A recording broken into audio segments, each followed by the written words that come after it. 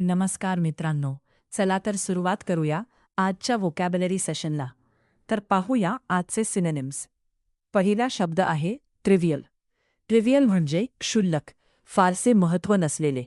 याचे सिनोनिम्स आहेत मायनर, इनसिग्निफिकंट, पेटी आणि अनइम्पॉर्टंट. पुढचा शब्द आहे कन्स्पिक्युअस. कन्स्पिक्युअस म्हणजे सहज नजरेत भरणारे किंवा स्पष्टपणे दिसणारे. याचे सिनोनिम्स आहेत नोटिसेबल, ऑब्व्हियस, प्रॉमिनंट आणि व्हिजिबल. आता पाहूया ग्रोटेस्क. ग्रोटेस्क म्हणजे विचित्र, विकृत किंवा अतिशय कुरूप दिसणारे. याचे सिनोनिम्स आहेत बिजार, डिस्टॉर्टेड, फ्रीकिश आणि ऑड. पुढचा शब्द आहे हिडियस.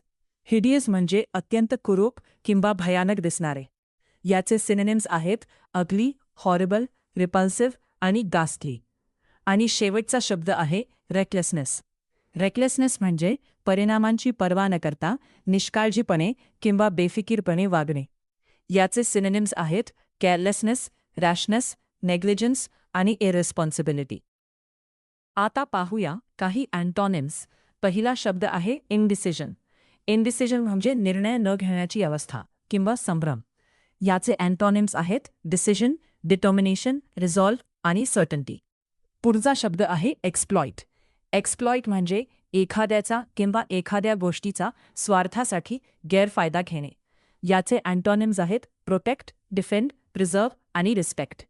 आता पाहूया रिहर्सल. रिहर्सल म्हणजे सराव किंवा पूर्वतयारी.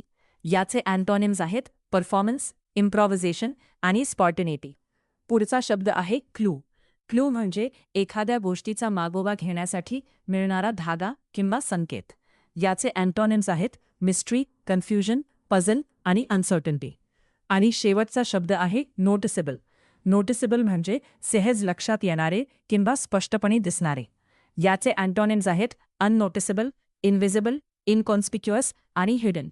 अशाच नवीन व्होकॅब्युलरी शिकण्यासाठी व्हिडिओला लाईक करा, शेअर करा आणि चॅनलला सबस्क्राईब करायला विसरू नका. भेटूया पुढच्या व्होकॅब्युलरी सेशनमध्ये.